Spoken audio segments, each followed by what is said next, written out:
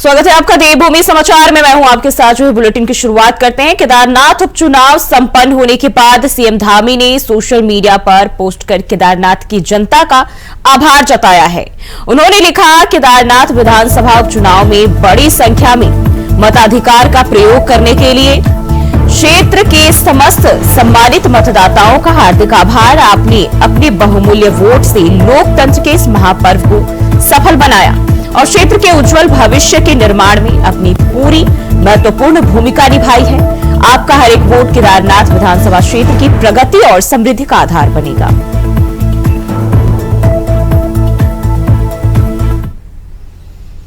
और देहरादून से खबर सामने आ रही है। प्रदेश में पंचायतों का कार्यकाल हो रहा पूरा। इस हफ्ते हो जाएगा पंचायतों का कार्यकाल पूरा। नए चुनावों के लिए नहीं हुआ परिसीमन। तो ये जानकारी देहरादून से एक हफ्ते में परिसीमन पूरा करने के निर्देश दिए गए थे। पंचायती राज सचिव ने निर्देश दिए थे। प्रदेश में पंचायतों का कार्यकाल पूरा होने जा रहा है। इस हफ्ते पंचायतों का कार्यकाल पूरा हो जाएगा। वहीं एक हफ्ते में परिसीमन पूरा करने के निर्देश दिए गए थे पंचायती राज सचिव की ओर से, लेकिन नए चुनावों के लिए अब तक परिसीमन पूरा नहीं हो पाया है।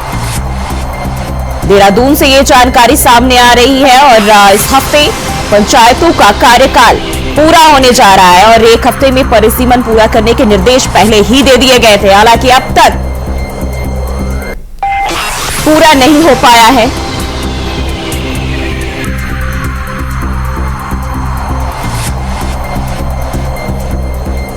और इसी खबर पर ज्यादा जानकारी के साथ अभय कैंतुरा हमारे साथ देहरादून से हमारे सहयोगी जुड़ चुके हैं।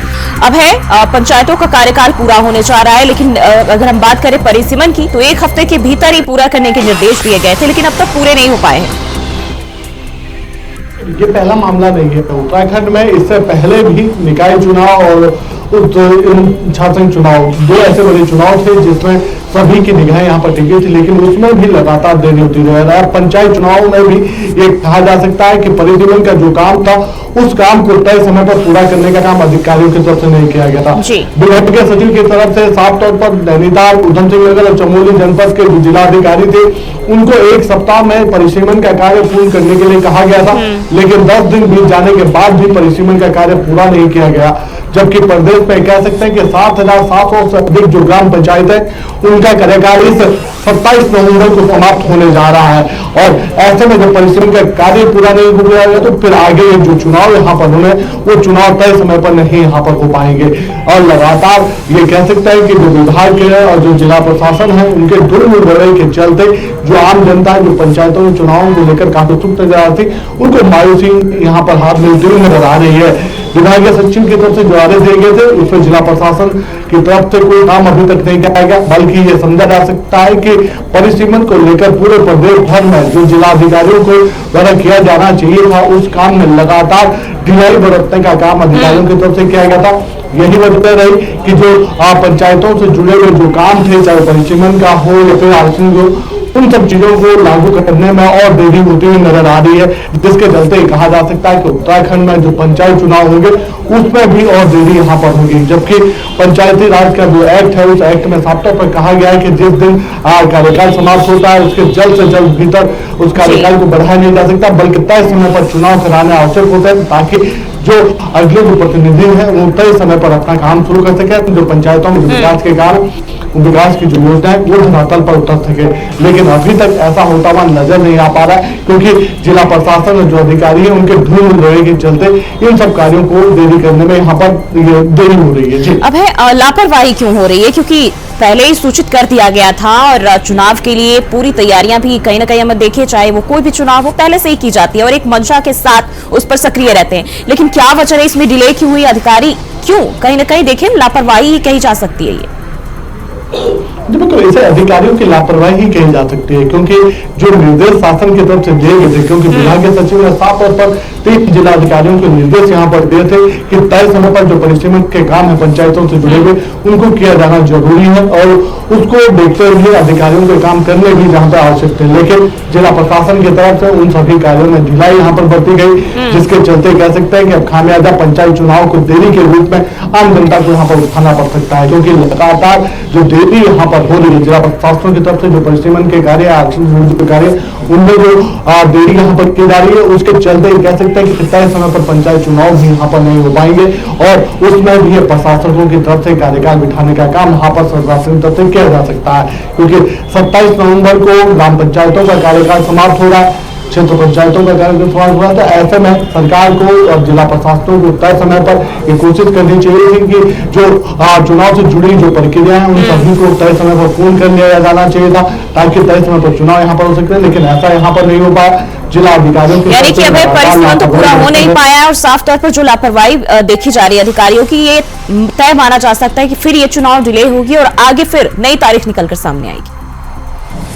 बिल्कुल, ये कह सकते हैं कि अभी तक तो परिसीमन का काम पूर्ण नहीं हो पाया है। परिसीमन का काम पूर्ण होने के बाद ही जिला पर अधिकारियों की तरफ से ये रिपोर्ट पंचायती राज विभाग को यहाँ पर सॉफ्टवेयर काम हो सकता है, जिसके बाद पंचायती राज विभाग आगे की जो प्रक्रियाएं होती है चुनाव से संबंधित जो प्रक्रियाएं होती है, चाहे आरक्षण को लेकर हो या मतदाता सूची को लेकर हो, उनको करने के निर्देश यहाँ पर दिए जाएंगे। उसके बाद पंचायतों से जुड़े हुए जो संबंधित जो काम होते हैं चुनाव से रिलेटेड, उनको करने के लिए तिथि निर्धारित यहाँ पर की जाएगी। उसके बाद निर्वाचन आयोग तरफ से पंचायतों को लेकर एक चुनाव की तिथि यहाँ पर घोषित की जाएगी। तो ऐसे में समझा जा सकता है कि अभी तो पहले के जो प्राथमिक चरण के जो काम थे, जैसे पंचायतों के परिसीमन को लेकर, क्योंकि अभी भी ये कह सकता है कि उधम सिंह नगर, नैनीताल और चमोली 3 ऐसे जिले हैं जहाँ पर पंचायतों से जुड़े हुए जो परिसीमन के जो काम है वो पूर्ण रूप से कंप्लीट नहीं यहाँ पर हो पाए हैं।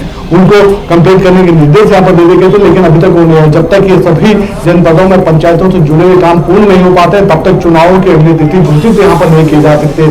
जब ये काम पूर्ण होंगे तभी नई तिथि चुनाव को लेकर यहाँ पर घोषित यहाँ पर हो पाएगी और उसके बाद पंचायत चुनाव को कराने का काम यहाँ पर किया जा सकता है। लेकिन अभी तो परिसीमन के काम नहीं है, तो ऐसा समझा जा सकता है कि चुनाव जो तय समय पर होने चाहिए थे उसमें भी यहाँ पर देरी होगी। जी अब हम अक्सर देखते हैं जब भी इस तरह की चीजें सामने आती है अधिकारियों को लताड़ भी लगाई जाती है, क्योंकि चुनावी माहौल होता है तो कहीं ना कहीं अधिकारियों को भी सक्रिय और पूरी तरह से अलर्ट रहने की जरूरत होती है। लेकिन जब ऊपरी तौर पर जो आला दर्जे के लोग हैं, अधिकारी हैं, वो इसको लेकर सामने आते हैं, बैठकें करते हैं, अधिकारी कहीं नदारद रहते हैं, कहीं कुछ अलग ही तरह की समस्याएं वो अपनी बता देते हैं और तमाम जद्दोजहद के बावजूद इस तरह की लापरवाही, क्या लगता है ये आम जनता के लिए कितना इफेक्टिव होगा चुनावी दौर में? देखिए, सबसे बड़ी बात तो ये कही जा सकती है कि अधिकारियों को अपनी कार्यशैली में बदलाव करने की आवश्यकता यहाँ पर है, क्योंकि जो निर्देश उनको यहाँ पर दिए जाते हैं, जो चुनाव से संबंधित कार्य हैं या फिर विकास की योजनाओं से जुड़े हुए जो निर्देश यहाँ पर होते हैं, अगर उनको पूर्ण करने में अधिकारियों के द्वारा लापरवाही बरती जाती है तो फिर उसके लिए जिम्मेदारी तय यहाँ पर किए जाना आवश्यक है। और जो दुर्मूल रवैया अपनाता है, जो लापरवाही बरतता है, तो ऐसे अधिकारी के खिलाफ कार्रवाई भी यहाँ पर आवश्यक रूप से यहाँ पर होनी चाहिए। लेकिन ऐसा अभी तक यहाँ पर हो नहीं पाया, यानी लापरवाही अधिकारियों के खिलाफ कोई ऐसी ठोस कार्रवाई अभी तक नहीं हो पाई, जिसका खामियाजा ये समझा जा सकता है कि आने वाले दिनों में जनता तो चुनावों की देरी के रूप में भुगत ही रही है, लेकिन आम जनता को विकास की योजनाओं का लाभ भी तय समय पर यहाँ पर नहीं मिल पा रहा है। और यही वजह है कि चाहे जिला प्रशासन के अधिकारी हुए या शासन के अधिकारी। बिल्कुल है, बने रहिए हमारे साथ, आगे भी आपका रुख करते हैं और बढ़ते हैं आगे। केदारनाथ उपचुनाव के बाद अब छात्र संघ चुनाव और निकाय चुनाव के साथ साथ पंचायत चुनाव में भी देरी होने की संभावना दिखने लगी है। चुनाव में हो रही देरी को लेकर कांग्रेस ने सत्ताधारी दल बीजेपी पर जुबानी हमला किया है। कांग्रेस के मुख्य प्रवक्ता गरिमा दसोनी ने कहा कि राज्य में ना तो अभी तक छात्र संघ चुनाव सरकार कर पाई है और ना ही निकाय पर पंचायत चुनाव को लेकर सरकार कोई निर्णय ले पाई है और ऐसे में सरकार को स्वयं पर भरोसा नहीं है और इसलिए इन चावल को टालने का काम कर रही है। कांग्रेस ने कहा कि एक तरफ के अंदर में प्रधानमंत्री नरेंद्र मोदी कहते हैं कि 1 लाख युवाओं को राजनीति में लाने का काम करेंगे, तो वहीं दूसरी तरफ उत्तराखंड में राजनीति की पहली सीढ़ी कही जाने वाले छात्र संघ चुनाव भी नहीं हो रहे और ऐसे में बीजेपी के कथनी और कहनी में आप फर्क साफ तौर पर देख सकते हैं।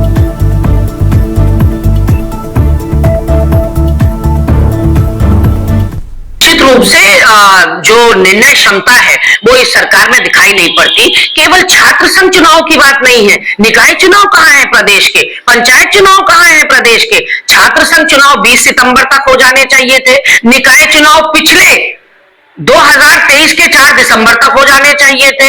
और तो और इस 20 नवंबर को यानी कि आज की तारीख में पंचायतों का भी कार्यकाल समाप्त हो गया और उसके भी निकट भविष्य में चुनाव होते हुए नहीं दिखाई पड़ रहे हैं। तो ऐसे में ये सरकार सत्ता के विकेंद्रीकरण पर बिल्कुल भी विश्वास नहीं रखती, डिसेंट्रलाइजेशन ऑफ पावर, क्योंकि मुख्यमंत्री गांव-गांव, मोहल्ले-मोहल्ले, नुक्कड़-नुक्कड़ नहीं देख सकता अपना एडमिनिस्ट्रेशन, इसलिए ये छोटी सरकारें चुनी जाती हैं।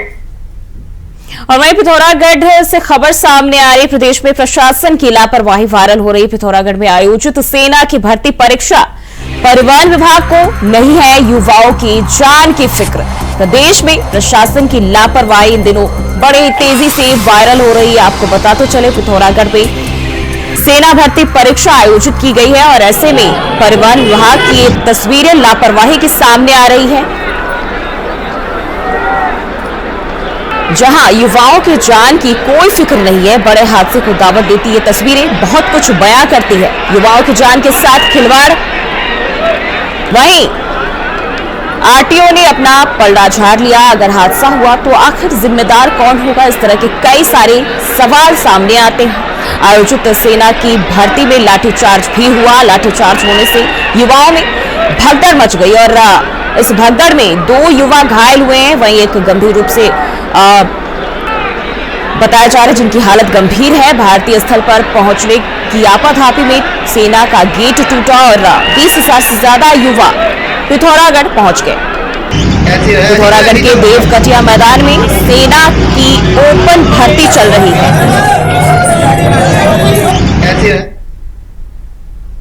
और रुकते हैं एक छोटे से ब्रेक के लिए, फौरन हाजिर होते हैं। और ब्रेक के बाद फिर से स्वागत है आपका। तो ये तस्वीरें आप देख सकते हैं, हम आपको दिखाएंगे उत्तराखंड की तस्वीरें, जहां उत्तराखंड के पिथौरागढ़ में इन दिनों सेना की भर्ती प्रक्रिया चल रही है, जिसमें उत्तर प्रदेश, बिहार, मध्य प्रदेश के साथ साथ देश के अन्य राज्यों के युवा हिस्सा लेने पहुंच रहे हैं। और इस वजह से अभ्यर्थियों को पिथौरागढ़ जाने के लिए बसें नहीं मिल पा रही है। बीते दिनों युवा बस ना मिलने से हल्द्वानी रोडवेज स्टेशन पर हंगामा करते दिखाई दिए, जिसके बाद जिला प्रशासन और परिवहन विभाग अभ्यर्थियों को भेजने के लिए प्राइवेट और सरकारी बसों को अधिग्रहण कर युवाओं को भर्ती के लिए भेज रही है। इसके बावजूद काफी संख्या में युवा हल्द्वानी बस अड्डे पर बसों का इंतजार करते रहे। और इसी बीच सोशल मीडिया पर एक वीडियो वायरल हो रहा है, जिसमें भर्ती के लिए पिथौरागढ़ जा रहे युवक रोडवेज बस की डिक्की में सफर करता नजर आ रहा है। और अब ये वीडियो सोशल मीडिया पर बड़ी तेजी से वायरल हो रहा है, जिसमें एक युवक बस में सीट ना मिलने पर अपनी जान जोखिम में डालकर बस की डिक्की में बैठकर फौज की भर्ती में शामिल होने जा रहा है। बस की पिछली तरफ इस डिक्की का प्रयोग सामान रखने के लिए किया जाता है। और वीडियो में साफ तौर पर आप देख सकते हैं कि पहाड़ के टेढ़े मेढ़े रास्तों के बीच बस भी तेज चल रही है। वहीं डिक्की का दरवाजा भी खुला हुआ है, जो हवा में लहरा रहा है और इस वजह से युवक की जान पर भी बना सकती थी। वहीं इस विषय पर हल्द्वानी आरटीओ संदीप सैनी ने इंडिया वॉइस से बातचीत की, तो उन्होंने कहा कि जिला प्रशासन ने हमें इस बात की जानकारी ही नहीं दी थी कि इतनी भारी संख्या में युवा परीक्षा के लिए आने वाले हैं। लेकिन अब जानकारी के बाद भी तस्वीरों में कोई बदलाव नहीं हुआ है।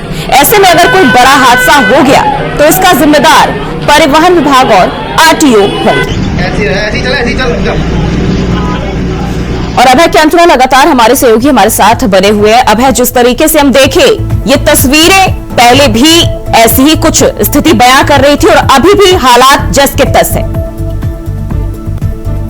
इसे इस रूप में समझ सकते हैं कि पिथौरागढ़ में जो सेना की ओपन भर्ती चल रही है, उस भर्ती प्रक्रिया में परिवहन विभाग किसी और बड़े खतरे का या किसी और बड़ी दुर्घटना का इंतजार यहाँ पर कर रहा है। क्योंकि पिछले दिनों जो प्रकाश अल्मोड़ा में सड़क हादसे में एक लोगों की जान यहाँ पर गई थी।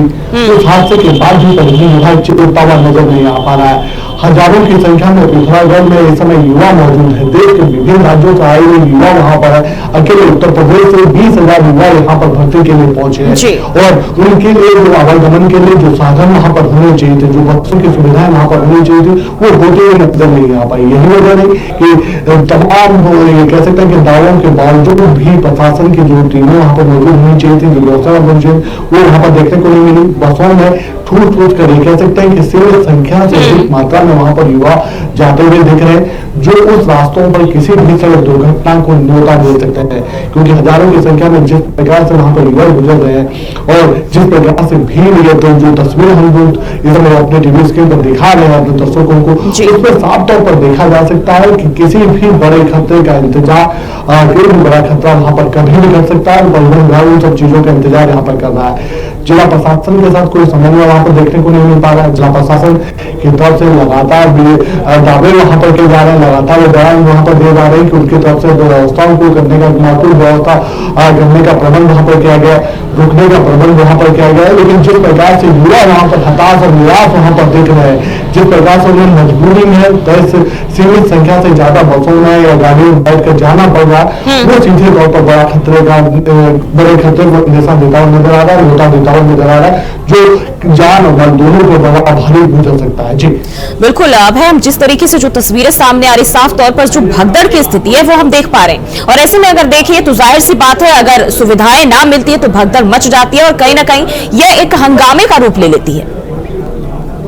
तो आप ये समझ सकते हैं कि पिथौरागढ़ में जो भर्ती प्रक्रिया थी, पहले तो जो युवा वहां पर थे उनके लिए बसों की व्यवस्था नहीं थी, मजबूरी में जैसे तैसे या दुर्घटनाओं को न्योता देने के बावजूद भी वो पिथौरागढ़ वहां पर पहुंचे हैं, 23 से ज्यादा बसों में बैठकर वहां पर आए, और जैसे ही वहां पर पहुंचे तो वहां पर भर्ती प्रक्रिया के दौरान भी जो प्रबंध वहां पर होना चाहिए था, सेना की तरफ से जो प्रबंध वहां पर किया जाना चाहिए था, वो वहां पर देखने को नहीं मिला। जब युवाओं की भीड़ ज्यादा वहां पर पहुंच गई, स्थिति नियंत्रण से बाहर होती हुई नजर आई, तो पुलिस प्रशासन और सेना के जवानों को वहां पर लाठी फटकारनी पड़ी, लाठीचार्ज करना पड़ा। उसमें दो युवा वहां पर गंभीर रूप से घायल हो गए। एक युवक ऐसा था जिसके सर में चोटें आ चुकी, हाथ पांव फ्रैक्चर हो चुके, उन्हें हायर सेंटर तक रेफर वहां से करना पड़ा।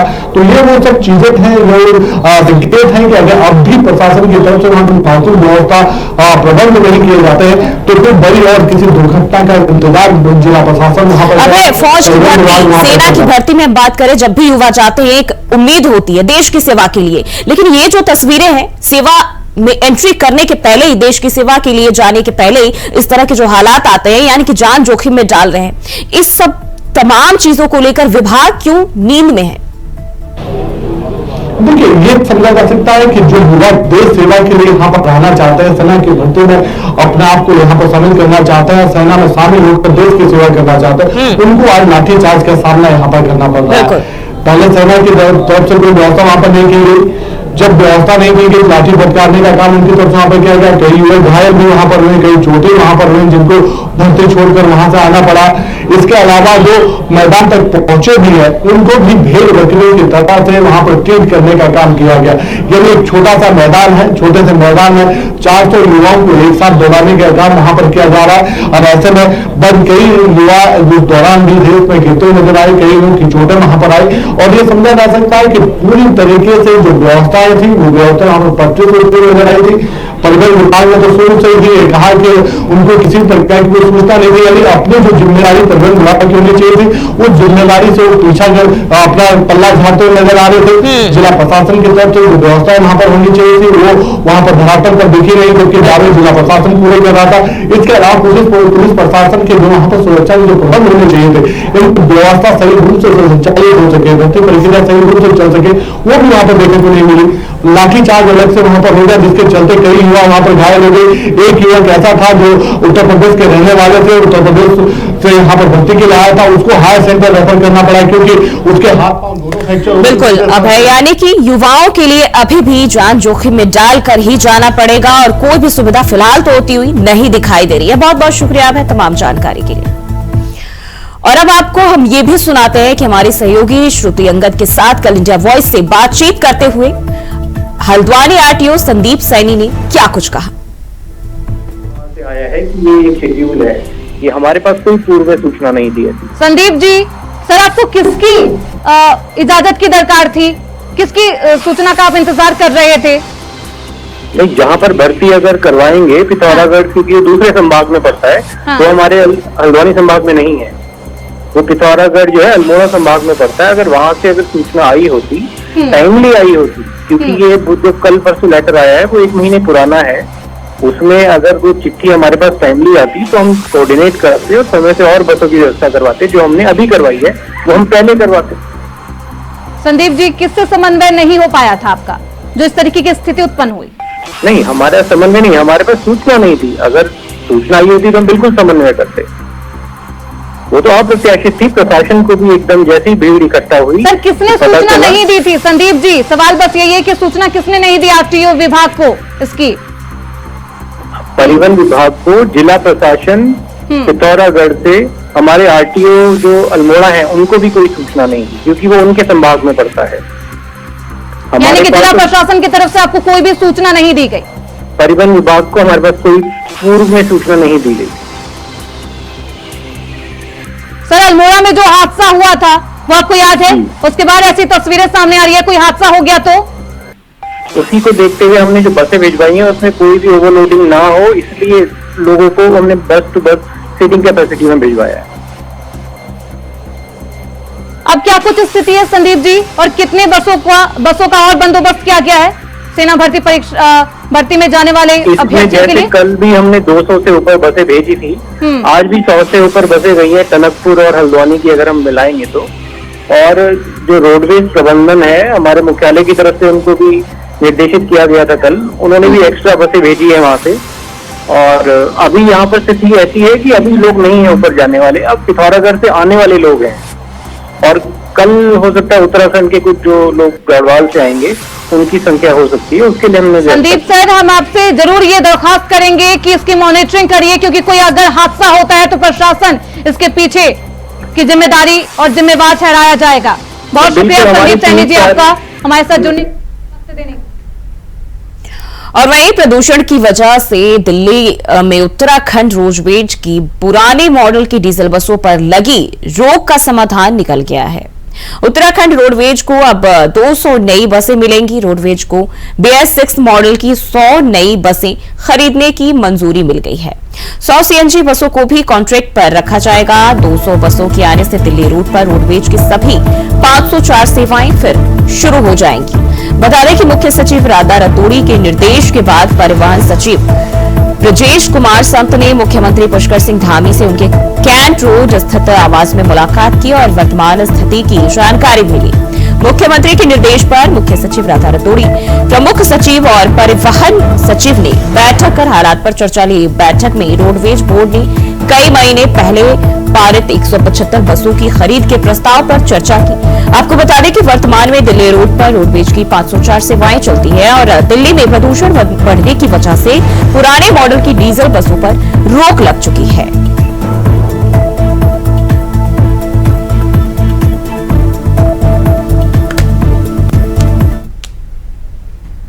और देवभूमि समाचार में फिलहाल के लिए बस इतना ही। खबरों के लिए बने रहे इंडिया वॉइस के साथ।